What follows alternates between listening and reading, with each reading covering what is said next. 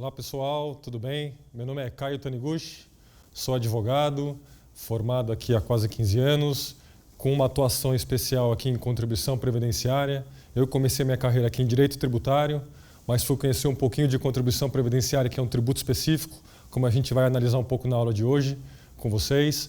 Então a ideia é compartilhar um pouco dessa minha experiência com vocês, de forma a entregar para vocês um contexto de onde se insere a contribuição previdenciária, o direito previdenciário, trazendo não só noções gerais, mas também aqui noções específicas, cases práticos, questões atuais do nosso dia a dia. Então a ideia é trazer um pouco em blocos separados, mas também sem perder de vista aqui uma noção de ponto a ponto o que é relevante entender em matéria de contribuição previdenciária. Ok? Lembrando que a nossa aula ela está num contexto de consultoria tributária, então a ideia também é que vocês possam, ao final dessas nossas aulas, terem plena condição de entregar uma consultoria plena, completa para o cliente de vocês. Noções gerais e noções específicas para um trabalho eficiente para as empresas, para as pessoas que procurarem um serviço em matéria de contribuição previdenciária. Vamos lá, o que eu gosto de começar dizendo, o que a gente vai estudar e por que a gente vai estudar? Porque é importante entender um pouco de contribuição previdenciária. Que tributo é esse? É um tributo de verdade? É alguma coisa diferente? Vamos lá, o porquê é importante? Hoje no mercado aqui, principalmente no Brasil, são poucos os especialistas em contribuição previdenciária. Geralmente a gente tem o quê? Ou é um especialista em direito tributário, que tenta aqui manejar um pouco da matéria de contribuição previdenciária, ou é alguém da seara trabalhista, porque a gente vai ver que existe muito de materialidade do direito do trabalho que é aplicado à matéria. Mas no final do dia, esse é um tributo que tem materialidade trabalhista, mas não é matéria trabalhista pura e simples. E é algo que, como eu disse para vocês, tem materialidade trabalhista, mas não deixa de ser tributo. Nós temos uma legislação altamente especializada em contribuição previdenciária. Por isso que o profissional que se dedica a estudar, a trabalhar com a matéria, realmente tem um diferencial. Cada vez mais o mercado busca por profissionais que tenham especialidade em contribuição previdenciária. Isso é algo que eu apostei há um tempo atrás, e eu posso dizer a vocês com garantia que realmente tem retorno. As demandas existem, e é justamente uma oportunidade para quem vai começar escritório, por exemplo, ser uma ponte de ligação entre o pessoal de área tributária e área trabalhista. Ou seja, temos muito espaço no mercado, temos muita demanda, então por isso é super relevante assim, entender um pouco da matéria e trabalhar profundamente nisso. O que é importante trazer para vocês também aqui de começo. Nós temos duas formas aqui, duas diretrizes totalmente diferentes dentro do direito previdenciário. Nós temos a primeira parte do direito previdenciário, que é a parte de benefício. É aquela relação que existe entre a pessoa física, o segurado da Previdência Social, que a gente vai ver daqui a pouquinho quem são esses segurados, e é uma relação entre a pessoa física e a Previdência Social. A gente vai tratar basicamente do quê? Vai tratar basicamente dos direitos, dos limites e condições para que essas pessoas usufruam dos benefícios da Previdência Social. De outro lado, no entanto, nós temos a parte de custeio previdenciário, que a relação é completamente diferente. É uma relação da Receita Federal do Brasil, que é responsável por arrecadar, administrar as contribuições previdenciárias, e os contribuintes.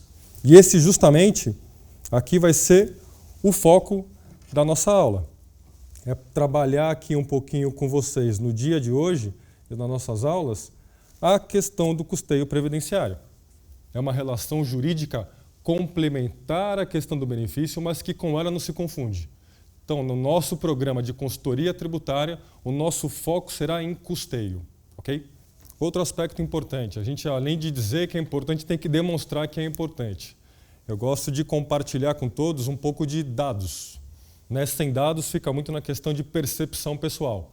E a ideia, além de uma aula, não é só passar um pouco de percepção pessoal, mas também trazer para vocês dados realísticos do que acontece no nosso país hoje. Então, eu trouxe para vocês qual é a informação relevante. Em 2013, a fotografia era Previdência Social arrecada como se nunca arrecadou antes. Por que isso aconteceu? Reflexo de empregabilidade. A gente vai ver daqui a pouco o que é. Contribuição previdenciária tem relação direta com prestação de serviço. Muita prestação de serviço, bastante tributo, bastante contribuição previdenciária sendo recolhida. Redução de mão de obra, redução de empregabilidade, eu tenho o quê? Redução, consequentemente, de arrecadação previdenciária. Em 2013, antes da nossa crise, empregabilidade lá em cima. Então, recolhimento de contribuição previdenciária, sensacional. Uma outra fotografia que eu trouxe para vocês.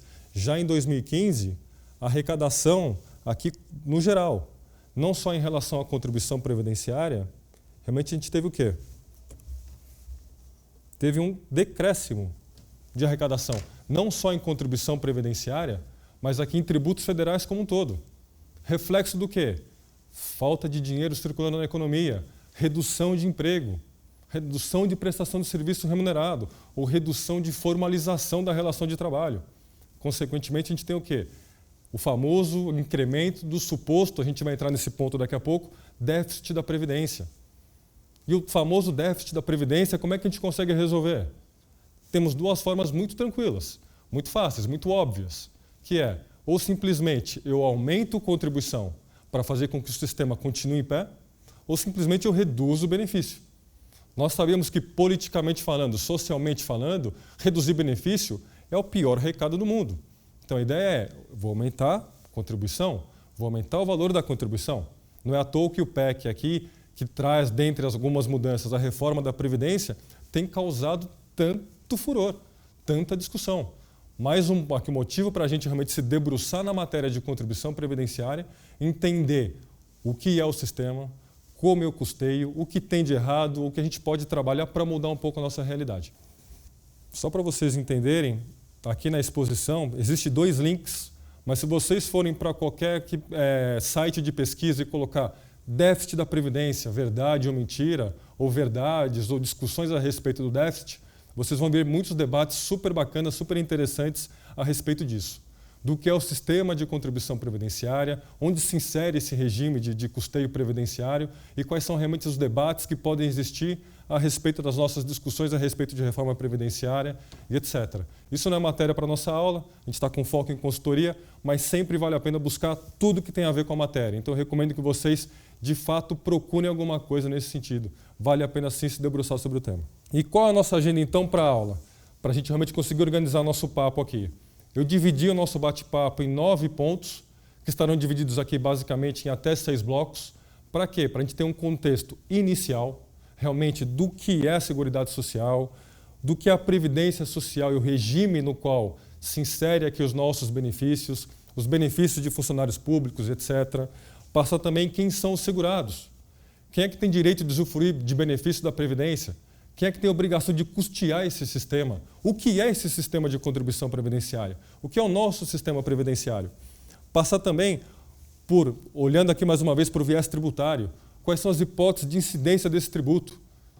Se é uma hipótese de incidência tributária, quais são as condições para poder exigir? De que forma eu recolho esse tributo? Quais são as obrigações acessórias? Quem fiscaliza? De que forma ele é arrecadado? Quais são os mecanismos hoje que os órgãos fiscalizadores vão se valer para saber se essa contribuição, se esse tributo é efetivamente, integralmente recolhido? Além disso, aqui acho que vai ser o mais importante, o mais bacana na aula com vocês, passar por cases, por questões práticas. Na minha atuação, hoje eu posso dizer que pelo menos 90% dos meus clientes estão nas áreas de recursos humanos.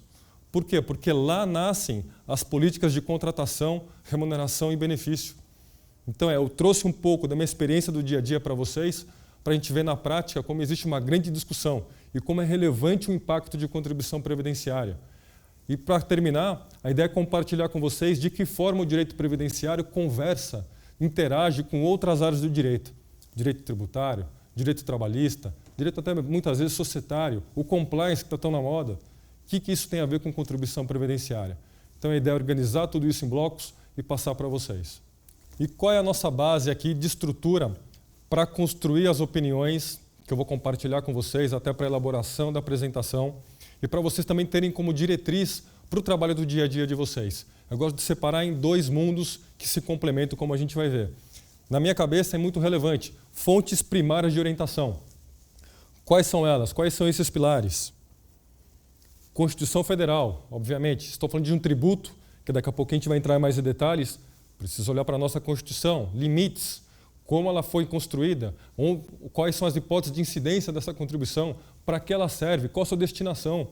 Além disso, a lei de custeio da Previdência Social. Nós temos uma legislação específica só para tratar do custeio previdenciário. E temos também o regulamento da Previdência, que tudo aquilo que não foi explicitado na lei está totalmente detalhado no decreto. Além das fontes primárias, nós temos as fontes secundárias de orientação, que não são disposições normativas, legais, mas têm a mesma força, porque no dia a dia são essas bases que serão consideradas por um fiscal da Receita Federal, por uma tomada de decisão, aqui numa opinião legal que a gente vai oferecer para o nosso cliente, algo que vai ser levado em consideração nos tribunais administrativos e judiciais, no julgamento de uma autuação fiscal ou de uma ação judicial. Quais são elas? A Instrução Normativa, a 971 de 2009. A Instrução Normativa é algo direcionado totalmente a quem? Justamente aos fiscais, aos auditores fiscais da Receita, que vão tentar entender quais são as hipóteses de incidência desse tributo e se aquele procedimento que a empresa adotou está não adequado ou não à lei. Ou seja, a IN traz diretrizes mais do que detalhadas para o fiscal identificar um problema e saber como tratá-lo. Além disso, super importante, a jurisprudência administrativa. De quem? Do CARF, das decisões das delegacias regionais de julgamento. É importantíssimo saber como a Receita interpreta um determinado ato ou fato praticado pela empresa, ou até por uma pessoa física que tem impacto em contribuição previdenciária. Na mesma linha, as soluções de consulta. Eu quero entender o que é a solução de consulta. É um procedimento formal em que o contribuinte comparece perante a Receita Federal e pergunta: eu tenho determinado ato ou fato. Receita, me diga, por favor, qual é a sua posição a respeito disso? Para onde eu vou? Tenho tributo? Não tenho tributo? Como recolhê-lo? Existe uma resposta formal, ou seja, tem uma manifestação expressa da Receita em como ela vai interpretar determinado ato ou fato. E é importantíssimo que a gente conheça isso. E, por fim, como eu disse para vocês, a jurisprudência dos tribunais. Ou seja, eu posso ter uma visão de um ato ou de um fato na perspectiva da Receita Federal e o judiciário ter uma visão completamente diferente. Ou seja, então é importante também que eu entenda qual é o posicionamento do Poder Judiciário a respeito de todas as questões que envolvem contribuição previdenciária. E no fim do dia, quando eu monto esse cenário de que são minhas fontes primárias, lei puramente, e minhas fontes secundárias, que é a prática do dia a dia, eu consigo oferecer para o nosso cliente, para o cliente de vocês, o quê? Uma solução que tem aplicabilidade, algo que faz sentido, algo que não é simplesmente uma percepção pessoal. Por mais que eu estude, se eu não consigo casar o que eu estudei, o que acontece na prática, essa solução acaba sendo completamente vazia. Então a ideia é, tenham sempre esse cenário na mão. Não se olhem simplesmente para uma disposição legal e esqueçam como os órgãos interpretam. Na mesma linha, não adianta nada eu entender como um órgão interpreta e não conhecer a lei. Porque se houver divergência, discrepância entre esses dois cenários, eu não tenho como questioná-lo.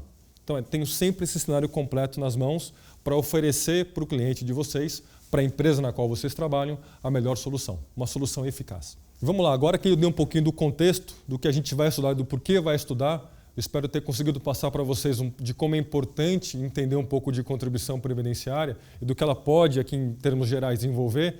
A ideia é, o que é Seguridade Social? E o que é Previdência? O que é uma coisa e o que é outra? Como elas se interlaçam? Tem alguma relação, Caio? Sim ou não? Vamos lá. A lei orgânica, como eu disse para vocês, nós temos a Lei 8212 de 91, que é a lei de custeio previdenciário, mas também traz no seu bojo toda a ideia do que é a Seguridade Social. A Seguridade Social nada mais é do que um conjunto integrado de ações, de iniciativa dos poderes públicos e da sociedade, destinado a assegurar o direito relativo à saúde, à previdência e à assistência social. Ou seja, a Seguridade Social compreende um conjunto de ações que vão tratar de previdência, que é o que importa para a nossa aula, mas também tratam do quê? De saúde e assistência. Vamos descer um pouquinho mais no detalhe, olhando aqui para um artigo 2º da Lei 8212. O que é a saúde na perspectiva de Seguridade Social?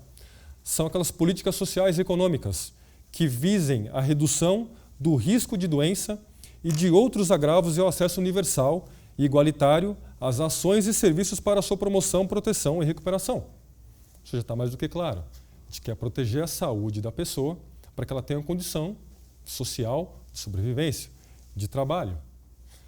Outro pedaço que nos interessa aqui é a Previdência, que está no artigo 3º da lei, que é o quê? São ações que buscam assegurar aos beneficiários meios indispensáveis de manutenção por motivo de incapacidade, idade avançada, tempo de serviço, desemprego involuntário encargos de família, reclusão ou morte daqueles de quem dependiam economicamente. Em resumo, as ações de previdência social buscam o quê? A preservação da condição do trabalhador como aquela pessoa que vai gerar a renda para a sua sobrevivência ou de sua família. Se busca, através da previdência, prestigiar e proteger aquele que trabalha de forma remunerada. E o último ponto que compõe a Seguridade Social é a assistência social, que são ações que buscam o quê? O atendimento das necessidades básicas, traduzidas em proteção à família, à maternidade, à infância, à adolescência, à velhice e à pessoa portadora de deficiência, independentemente de contribuição à Seguridade Social. Ou seja, nós temos a Seguridade Social e dentro da Seguridade Social 3 pilares: saúde, assistência e previdência, que nos interessa. Dentro de previdência social, nós temos aqui 3 caixinhas que a gente precisa segregar. Segregar por quê? Porque no fim do dia, apesar de tudo tratar de previdência, elas não têm os mesmos agentes que participam dessa relação. Nós temos um chamado Regime Geral de Previdência Social, que é o quê?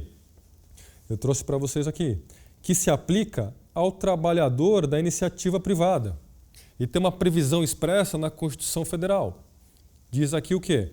A Previdência Social será organizada sob forma de regime geral, de caráter contributivo e filiação obrigatória, observados os critérios que preservem o equilíbrio financeiro e atuarial.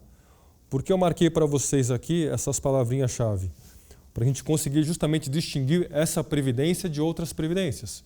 E para deixar desde já claro quais são as diretrizes, quais são as bases do nosso regime de previdência social no país. Quais são elas?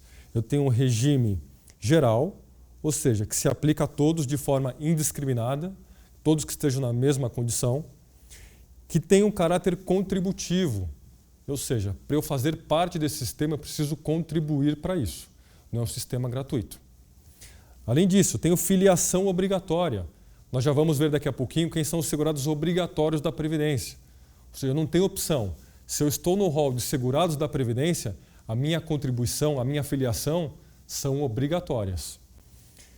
E sempre aqui observado o quê? Isso aqui é muito legal, que é importante porque eu gosto de deixar muito claro e ressaltado para vocês. O que distingue contribuição previdenciária de outros tributos, o que é? A destinação desse tributo.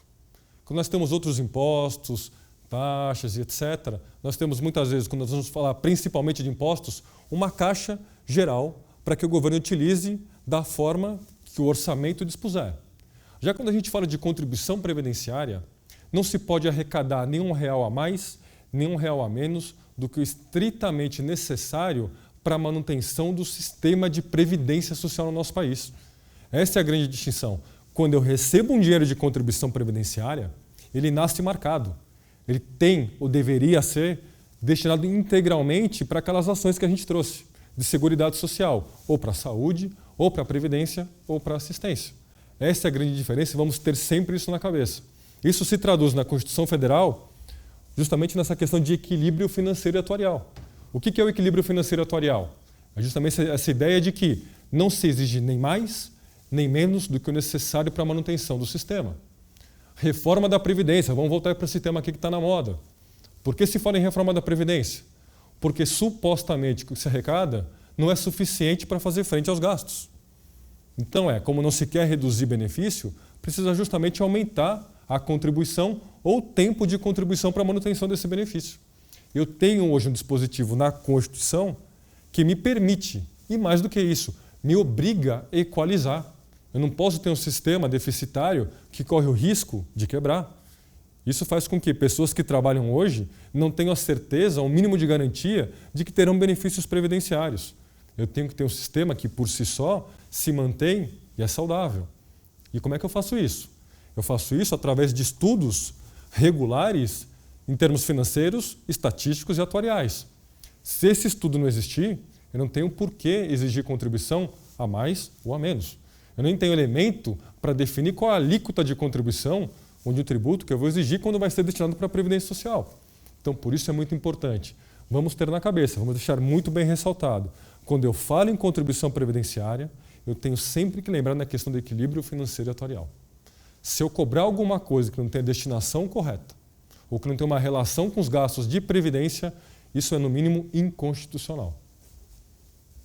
De outro lado, nós temos um regime próprio de previdência, que, diferentemente do regime geral, não se aplica para o trabalhador da iniciativa privada. O regime próprio vai se aplicar para quem?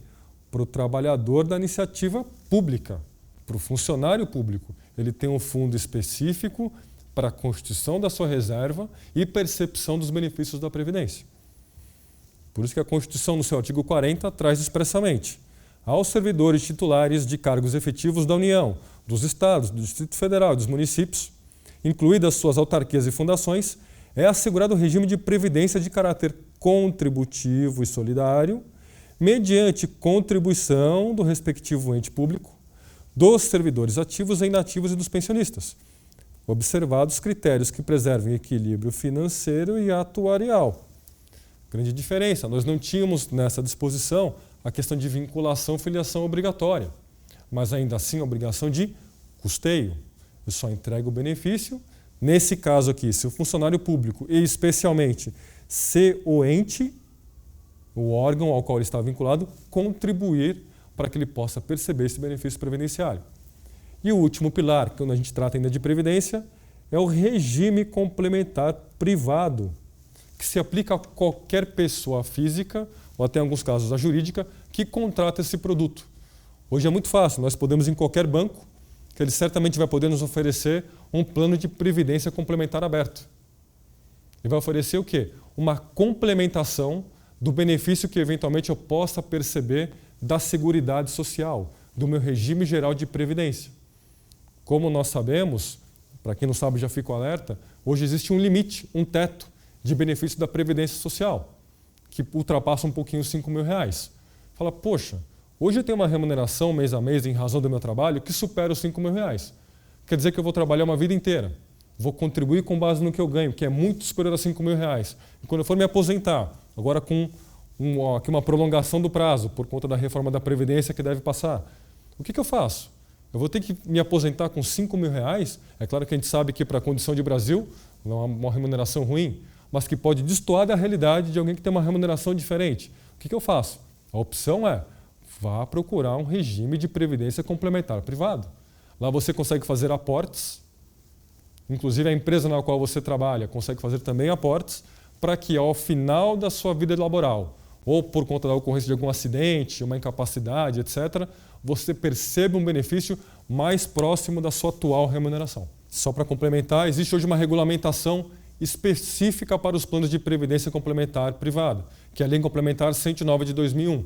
E também existe uma regulamentação do órgão que está abaixo da União, que é a SUSEP.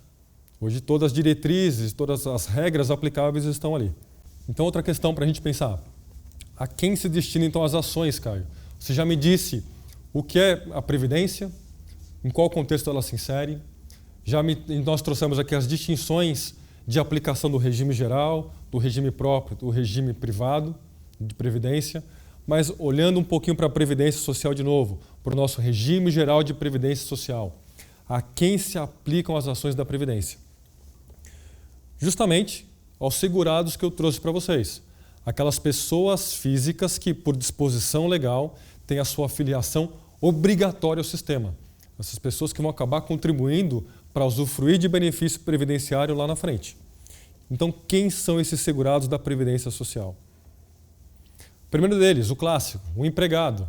É aquele que, a pessoa física que presta serviço de natureza urbana ou rural a uma empresa em caráter não eventual, sob sua subordinação e mediante remuneração, inclusive como diretor empregado. Aqui é o clássico CLT. Enquadramento perfeito ao artigo 3º da CLT. Sou um empregado. Se eu sou empregado, eu tenho minha filiação obrigatória ao regime geral de previdência social.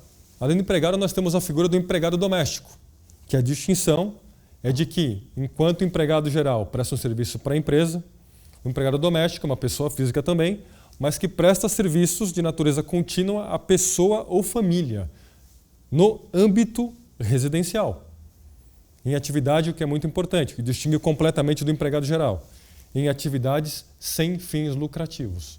Por isso que muitas vezes eu já cansei de ver questões trabalhistas porque o empregado doméstico trabalha numa empresa. Não existe empregado doméstico trabalhando numa empresa que tem fins lucrativos. Isso, na verdade, pode ser uma copeira, pode ser qualquer coisa, mas não é um empregado doméstico, é um empregado puro e simples. Contribuinte individual. Quem é o contribuinte individual? Outra espécie de segurado da Previdência. É a pessoa física que presta serviço de natureza urbano-rural em caráter eventual a uma ou mais empresas sem relação de emprego. Ou seja, o contribuinte individual é aquela pessoa física que não preenche todos aqueles elementos para a configuração da relação de emprego. Além disso, nós temos o trabalhador avulso. O trabalhador avulso, desculpem, também é mais uma pessoa física que presta serviço também de natureza urbano-rural a diversas empresas sem vínculo empregatício. Só que aqui vem a distinção, com a intermediação obrigatória do órgão gestor de mão de obra, o famoso OGMO, ou do sindicato da categoria. Um exemplo clássico disso são os portuários. Eles ficam lá no porto esperando alguma embarcação chegar. Existe alguém aqui que é desse OGMO que vai fazer o quê? Desembarcou, preciso descarregar uma série de containers. Na hora eu vou contratar algumas pessoas. Quem organiza isso é o sindicato ou o OGMO presente. Essas pessoas não têm um vínculo de emprego, mas também não são contribuintes individuais. Eles têm uma situação específica regulamentada por lei. Esses sim são os trabalhadores avulsos. E o segurado especial, que é uma pessoa física que reside no imóvel rural ou em aglomerado urbano ou rural próximo a ele, que individualmente, em regime de economia familiar, ainda que com auxílio eventual de terceiros a título de mútua colaboração. Ou seja, tem uma pessoa física que realmente trabalha no ambiente rural, pensando muito mais na questão de sobrevivência, de manutenção do seu dia a dia. E, por fim, nós temos o segurado facultativo, que é o maior de 14 anos de idade, que não tem aquela filiação obrigatória no regime geral, ou seja, ele não se enquadra em nenhuma das hipóteses que a gente acabou de tratar, mas resolve contribuir para que no futuro ele tenha aqui um acesso, por exemplo, aos benefícios da Previdência Social. E como o sistema se mantém? Então, a gente já sabe quem são os segurados, que eles têm que contribuir, mas é quanto contribui, como contribui. O sistema de previdência tem um monte de benefícios previsto. Como é que o sistema vai conseguir arcar com esses benefícios? De que forma? De onde vem o dinheiro? No final do dia, essa é a grande pergunta. O dinheiro vem de onde vai para onde? Qual a proporção? De que forma a gente vai ter que contribuir para esse sistema realmente se manter? Então vamos lá. A Constituição Federal traz o que para a gente? Artigo 195. A Seguridade Social será financiada por toda a sociedade, de forma direta e indireta, nos termos da lei, mediante recursos provenientes dos orçamentos da União, dos Estados, do Distrito Federal e dos municípios, e das seguintes contribuições sociais. Antes de entrar nas contribuições sociais, já fica um primeiro destaque. Financiamento do sistema por toda a sociedade. O governo, aqui na forma de União, Estados, Distrito Federal e município, tem obrigação também de destinar uma parte da sua arrecadação especificamente para o custeio do sistema. A gente vai ver daqui a pouquinho que isso não acontece. Além de muitas vezes esses entes não contribuírem para o sistema, eles simplesmente retiram uma parte da arrecadação previdenciária para dar uma destinação completamente distinta. Por isso que vale a pena, mais uma vez, vamos ler aqui temas relativos ao suposto déficit. Vocês vão ver que realmente nós temos elementos para entender que, com base em algumas evidências, o déficit não é tão evidente como se pensa. Ou existem outras medidas que a gente pode tomar para eliminar esse suposto déficit. Então, agora olhando para as contribuições em si, quais são as contribuições sociais que serão vertidas para o custeio do sistema? Primeira delas, do empregador, da empresa e da entidade área equiparada, na forma da lei, e vai incidir sobre o que é a contribuição previdenciária? A. Sobre a folha de salários e demais rendimentos do trabalho, pagos ou creditados a qualquer título à pessoa física que lhe preste serviço, mesmo sem vínculo empregatício. B. A receita ou faturamento. E C. O lucro. Aqui, 195.1a é a contribuição previdenciária clássica devida pela empresa. Tenho pessoas que me prestam serviços e são remuneradas por isso, e existe a incidência de contribuição previdenciária. Além das contribuições devidas pela empresa, nós temos a contribuição devida pelo trabalhador e os demais segurados da Previdência Social, que não incidem sobre aposentadoria e pensão, de que trata o artigo 201. E também temos as contribuições que vão incidir sobre a receita de concursos de prognósticos e a contribuição previdenciária que vai incidir, que é devida, aliás, pelo importador de bens ou serviços do exterior ou a quem a lei o equiparar. Ou seja, nós temos aqui um leque de contribuições que obrigatoriamente, necessariamente, têm que ser vertidas para o custeio de todo o sistema de seguridade social e, especificamente, para o sistema de previdência. Nos termos do que dispôs então a Constituição Federal, foi ditada a lei de custeio. Com base na autorização constitucional, foi criada a lei de custeio, a lei 8.212, que dispôs exatamente nos mesmos termos da Constituição, para dizer no artigo 10º que a Seguridade Social será financiada por toda a sociedade, de forma direta e indireta, nos termos do artigo 195 da Constituição Federal e desta lei, mediante recursos provenientes da União, dos Estados, do Distrito Federal, dos municípios e das seguintes contribuições sociais. Aí o artigo 11 traz justamente quais são as receitas, para tentar reforçar a ideia de caixa, de onde vem o dinheiro para manter o sistema. Então nós temos as receitas da União, as receitas de contribuições sociais, outras fontes que podem ser criadas, sempre nos limites da Constituição Federal, e são as contribuições aqui sociais definidas em lei. Aquela devida pelas empresas, que vão sempre incidir sobre a remuneração paga ou creditada aos segurados, aqueles segurados que a gente acabou de passar a seu serviço, dos empregadores domésticos, dos trabalhadores, que vão incidir sobre o seu salário de contribuição. O salário de contribuição nada mais é do que a composição dos rendimentos dessa pessoa física em razão do seu trabalho.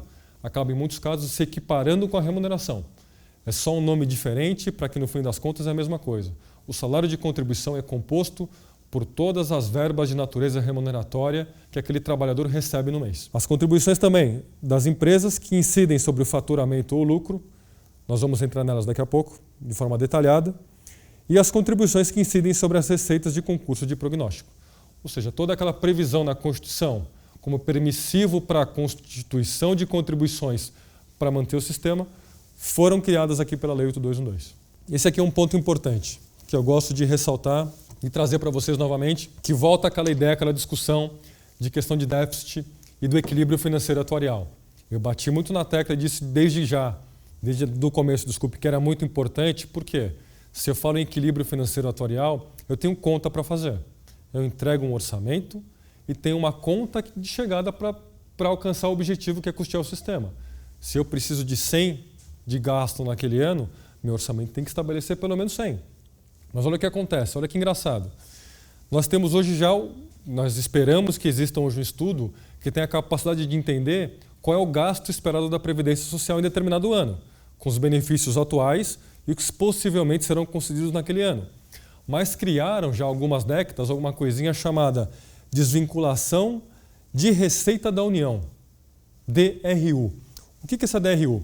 Ela é simplesmente um permissivo constitucional para que a União arrecade aqui, retire uma parte do total de arrecadação de contribuição previdenciária para dar uma destinação completamente diferente.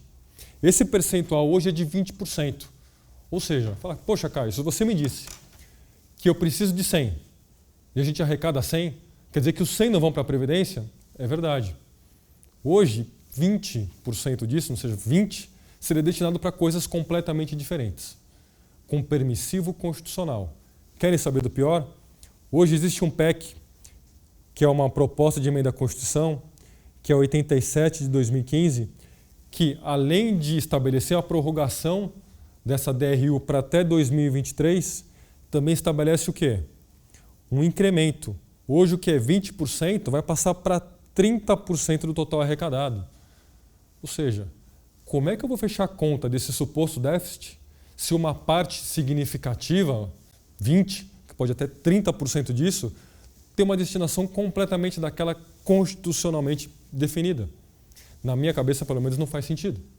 Ou se eu faço uma conta e eu sei o quanto eu preciso arrecadar e a conta fecha, ou simplesmente, já no meu orçamento, eu vou estabelecer que se minha conta é 100, eu preciso arrecadar 120 ou 130, porque uma parte disso vai ter uma destinação completamente diferente. Mas, infelizmente, ainda não nos apresentaram um estudo fiel, estatístico, com equilíbrio financeiro atuarial, de verdade, que nos permita ter a segurança de entender de que tudo que se arrecada é totalmente vertido para o sistema. Por isso que sempre vale a pena. Vamos estudar, vamos combater, vamos realmente tentar mudar essa realidade.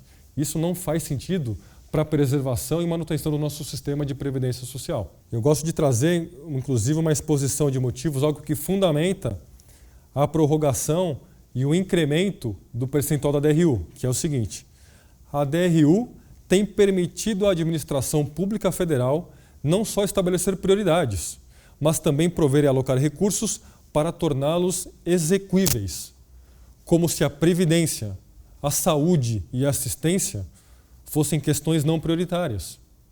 Na minha cabeça, meus caros, não tem sentido DRU. É simplesmente desvirtuar a finalidade de algo que a Constituição disse vá para lá, para assim, não quero que vá para lá, eu quero que vá para cá. E eu ainda não consegui me convencer do porquê existe DRU.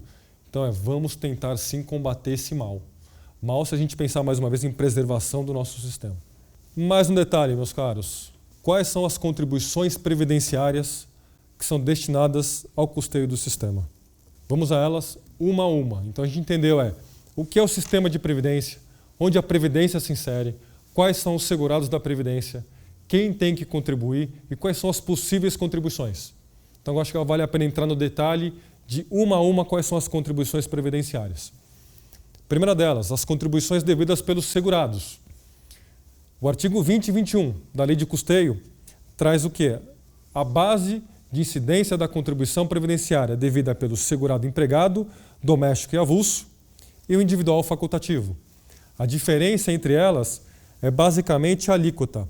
Enquanto para os empregados domésticos e avulsos eu tenho alíquotas que são aqui, elas crescem de acordo com a remuneração, ou seja, eu tenho 8%, 9% ou 11%, e sendo sobre esse salário de contribuição, que a gente já vai entrar no detalhe do que é. Para o segurado individual e o facultativo, a alíquota é de 20%, independentemente de quanto ele recebe. E o que é esse salário de contribuição?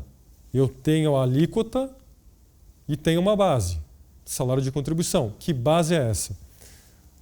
É a remuneração auferida em uma ou mais empresas, assim entendida a totalidade dos rendimentos pagos, devidos ou creditados, a qualquer título durante o mês, destinados a retribuir o trabalho. Esse aqui eu vou dizer para vocês, é um dos grandes elementos que vai nos ajudar numa consultoria, na análise da incidência ou não de contribuição previdenciária. Eu só falo em incidência de contribuição previdenciária sobre verbas que buscam o quê? Retribuir a prestação do serviço. Qualquer pagamento que não tenha esta finalidade, esta forma, não deve integrar a base de cálculo da contribuição previdenciária. Por quê? Porque não integra o conceito de salário de contribuição. E se não integra esse conceito de salário de contribuição, está fora da hipótese de incidência prevista na lei. Para o empregado doméstico, nada mais do que a mesma verba, só que dita de uma forma diferente, que na verdade é a remuneração registrada na carteira de trabalho e previdência social. É claro que a gente sempre presume de que todos os pagamentos recebidos por esse segurado são declarados em carteira. A gente nunca vai partir da premissa de que alguns pagamentos não são declarados pelo empregador. E para o contribuinte individual, é a remuneração auferida em uma ou mais empresas ou pelo exercício de sua atividade por conta própria. Que no fim do dia ou seja, eu tenho aqui um sinônimo, que remuneração nada mais é do que o total dos rendimentos que eu recebo em razão da prestação do serviço em um determinado mês. E por fim, eu tenho aqui o conceito de salário de contribuição para segurados facultativo, que é o valor por ele declarado. Que vamos lembrar, o segurado facultativo não tem relação de prestação do serviço com uma empresa ou com uma outra pessoa física, mas ele resolve, por vontade própria, se enquadrar como um filiado para poder usufruir. Então, o que ele declarar, isso vai servir de base para recolhimento de contribuição previdenciária, é que vai ser utilizado justamente para o cálculo desse tributo. Importante, diferentemente da contribuição devida pelas empresas, a contribuição devida pela pessoa física, pelo segurado da Previdência, tem um limite mensal máximo. Quando eu olho para aqueles 8%, 9% ou 11% que eram aplicados para o empregado, para o doméstico, para o avulso, e quando eu olho para os 20% do individual facultativo, não é recolhimento sem qualquer tipo de limite. Para a pessoa física, para o segurado da Previdência, o limite hoje é de aproximadamente R$ 570, que a base vai ser o quê? O limite máximo de benefício da Previdência Social. Já para a empresa, quais são as contribuições então, devidas pela empresa.